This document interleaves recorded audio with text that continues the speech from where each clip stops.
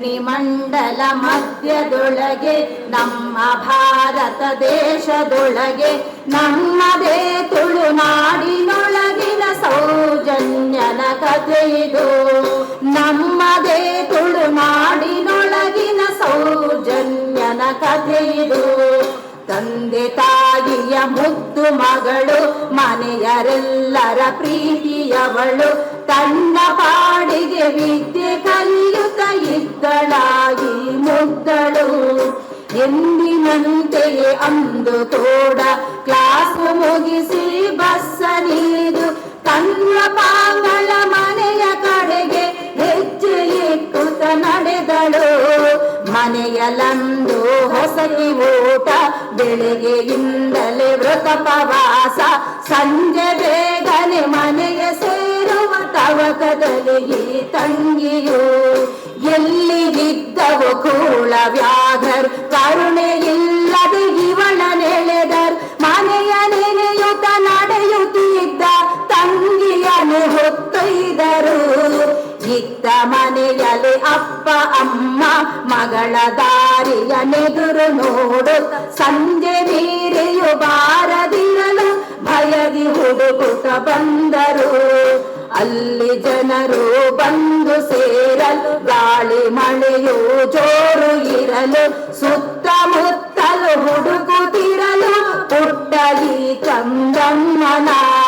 ರಸ್ತೆ ಪೇಟೆ ಆಸುಪಾಸು, ಹಳ್ಳಿ ಗುಡ್ಡ ಕಾಡು ಮೇಡು, ಮಧ್ಯರಾತ್ರಿಯವರೆಗೂ ಹುಡುಕಿಯು ಬಾಳೆ ಸಿಗದೆ ನೊಂದರು. ರಾತ್ರಿ ಕಳೆದು ಬೆಳಕು ಬರಲು, ಇವರ ಮನೆಯಲ್ಲಿ ಕತ್ತಲಿರಲು, ಮತ್ತೆ ಹುಡುಕುತ್ತ ಹೊರಟರೆಲ್ಲರೂ ಎಲ್ಲಿ ಹಳು ಸೌಜನ್ಯಲು. ಹಿಂದಿನ ದಿನ ಹುಡುಕಿದಲ್ಲೇ ಇಂದು ನೋಡಲು ಬಾಲೆ ಅಲ್ಲೇ.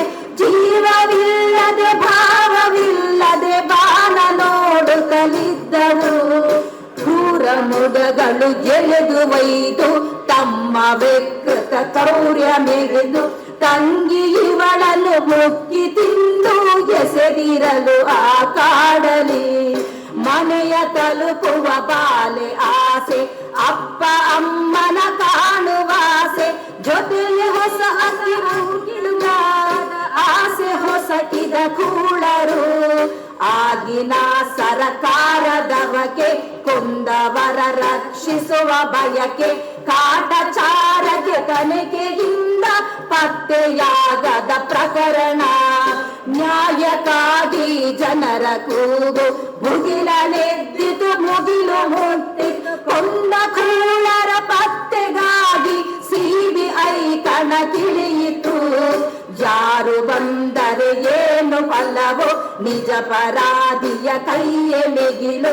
ದಶಕ ಕಳೆದರು ಪತ್ತೆ ಮಾಡದೆ ಸುಲಭದಲ್ಲಿ ಕೈ ತೊಳೆದರು. ಹಿಂದೆ ನಿಂತರೆ ನ್ಯಾಯವಿಲ್ಲ, ಮುಂದೆ ಹೋಗಲು ದಾರಿಯಿಲ್ಲ ಎಂಬ ಸ್ಥಿತಿಯಲ್ಲಿ ಹೆತ್ತವರಿಗೆ ಕಣ್ಣೀರೇ ಬದುಕಾಯಿತು.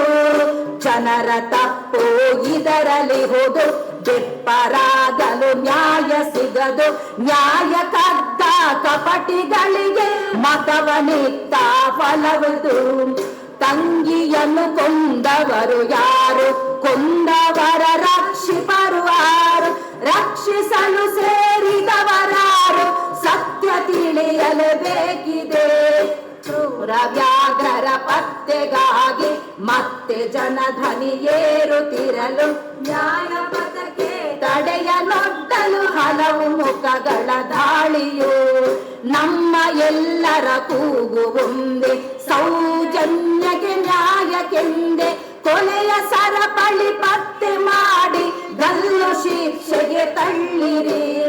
ಸತ್ಯವೇ ನಮ್ಮ ತಾಯಿ ತಂದೆ, ಸತ್ಯವೇ ನಮ್ಮ ಬಂಧು ಬಳಗ. ಸತ್ಯವಾಕ್ಯಕ್ಕೆ ತಪ್ಪಿ ನಡೆಯದೆ ನ್ಯಾಯ ಕೇಳುತ್ತಲಿರುವೆವು. ಸತ್ಯವಾಕ್ಯಕ್ಕೆ ತಪ್ಪಿ ನಡೆಯದೆ ನ್ಯಾಯ ಕೇಳುತ್ತಲಿರುವೆವು.